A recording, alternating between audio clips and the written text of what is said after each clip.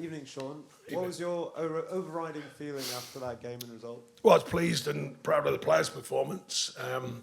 To come out of the Bournemouth game, which was a flat one, and to come in here and at home with the fans here and the noise of the fans and all that. But then you got to deliver, and I thought we did for the most part.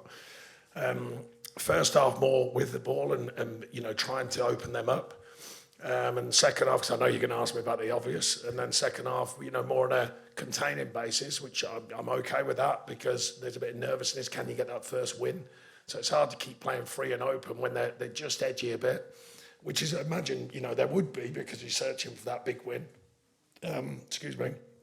But we looked defensively really strong, I thought. I don't think they opened us up much, not big chances. And then, unfortunately, the lad hits one great strike. Is he impeding the keeper's view and all that? But I don't know. I mean, that's for the powers that be. But now you can ask me the inevitable. Well, I'm guessing you want to know, or you want to be asked about United's first. I'm surprised if that wasn't one of your first questions. You can ask what you want, but I'd be very surprised if that wasn't on the end of your lips. It was. I wanted to warm you up first, but yes. Well, the thing is that 2 weeks on the trot, which is bizarre in itself.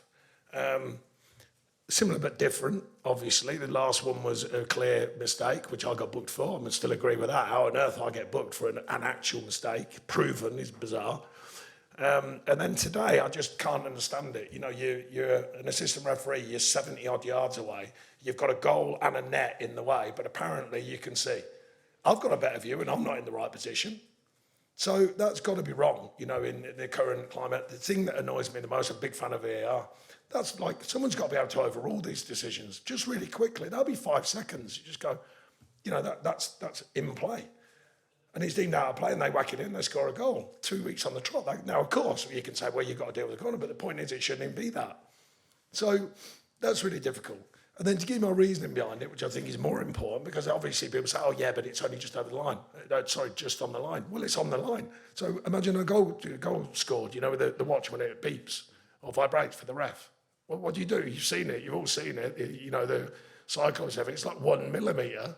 And they say, well, it hasn't gone over the line. So how can you see that from 78 yards away? For me, that's 5 seconds of VAR. And they got, the refs talking to people and all that, waste time, walking over the screen, we all know that waste time, it's like pointless. And they go about speeding up the game. But big decisions like that would, for VAR, for someone to override that decision, be 5 seconds, they'd look and go, bang, that's it, done. Wrong decision. That's it. So that's really, really frustrating 2 weeks on the trot. I know it's an unusual stat to have that to happen. Of course, I'm aware of that. Chances are very slim, but it has happened. With all the technology and all that's at stake, particularly for us at Nottingham Forest Football Club after the start the club's had, that's a big moment, and all of a sudden that goes against you. And that's very, very frustrating when it could be really easily cleared up for me. Simon? Hey. I appreciate what you're saying, but do you really think it would be 5 seconds? I mean, okay, that's fair. Be 6. No, but if you know. But you know what it's like. Right, they have all these rules and IFAB and which I understand, right? There has to be rules. But surely there's a bit of common sense when someone just goes, hang on a minute, that's an assistant seeing that from 78 yards away. But someone's got a monitor there who can just go, bang, that's it, bang, decision done.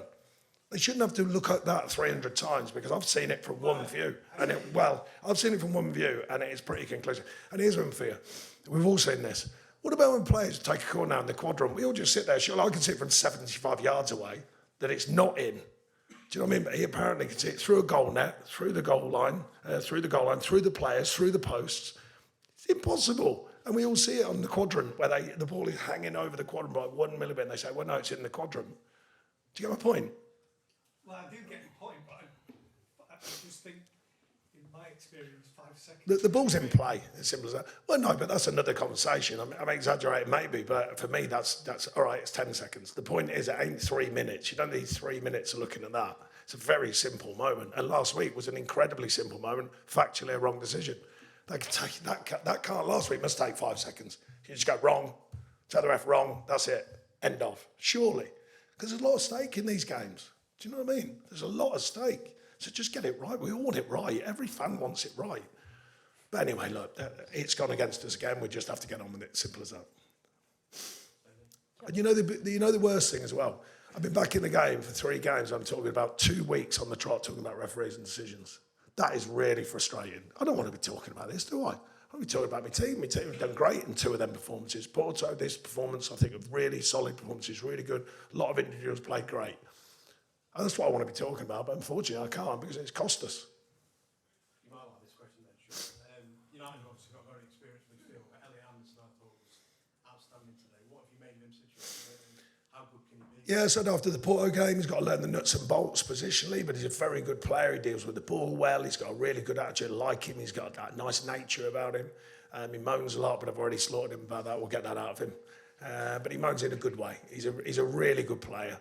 And like I say, learning as he goes about the Premier League, positional, like I say, the nuts and bolts of it. But he's a very good player. I thought Callum did a great job, especially second half defensively, working inside to outside and still causing trouble.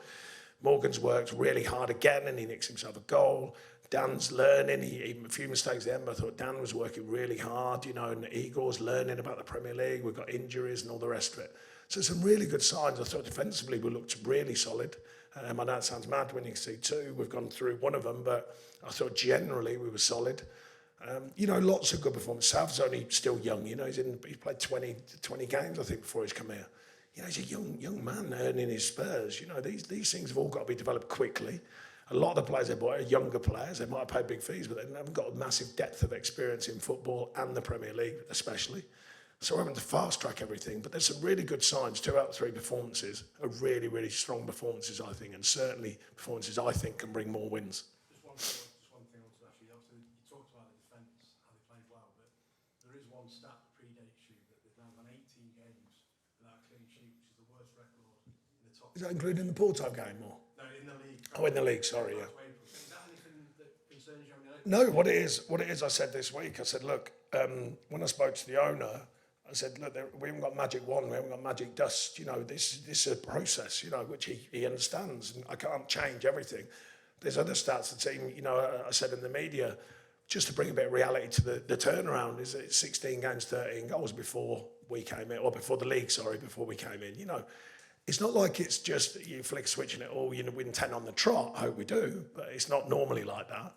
There's a lot to be done here. There's a lot of the end of last season wasn't going that way, you know what I mean? It was slowly drifting a little bit. Still a great season, just to be clear. Fantastic season, actually, for this football club. But it was drifting a little bit. Pre-season, hardly score goals in pre-season. And then go and season, hardly score goals. We've got to correct all of that and stop it in that end and put it in that end, as Sir Alex Ferguson once reminded me. That's the job.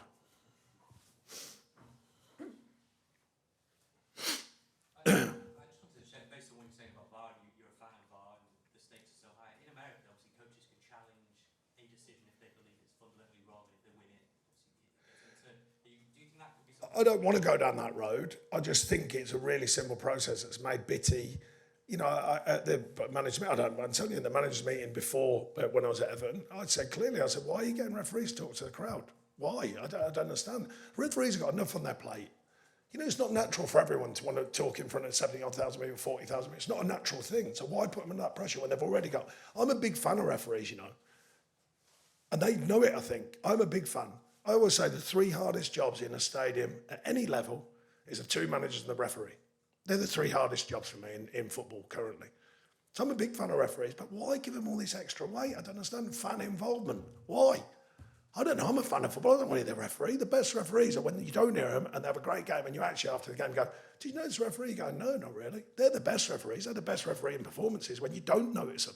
So why put the onus on them? No, I'm not challenging anything. I'm just telling you my opinion. I'm not challenging anything. I'm not saying I'm right about anything. It's only an opinion. It doesn't mean it's the right opinion. But I think I'm not far wrong. Because I think there's a lot of fans out there who go, well, yeah, actually, why? Why do we have to listen to the referee? Why does he keep walking over to the monitor?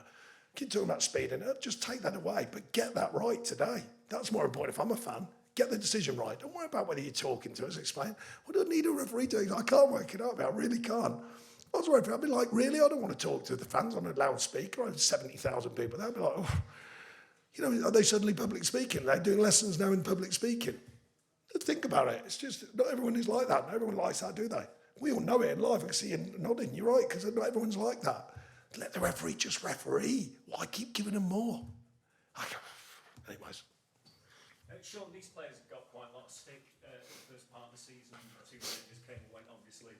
And in fact, a couple of them admitted that maybe some of that was justified. What sort of response you seen from them? Are you happy with them? We've seen a very good response. I think they know we've already started our education on the physical side for my way of working, to be clear again. The stats, the facts, looking at some of their performances, but also some of the really good stuff. I think there's some talent here. I think the basis to work from is good. We still get injuries when them players come back as well. It's a big squad, but it's got some knowledge and some talent and some newness with the younger players. But whatever the mix is, you've got to win games, and that's the biggest challenge. We've got to change that, and we've already spoken to the stats from the past: clean sheets, goals scored. So there's a big job.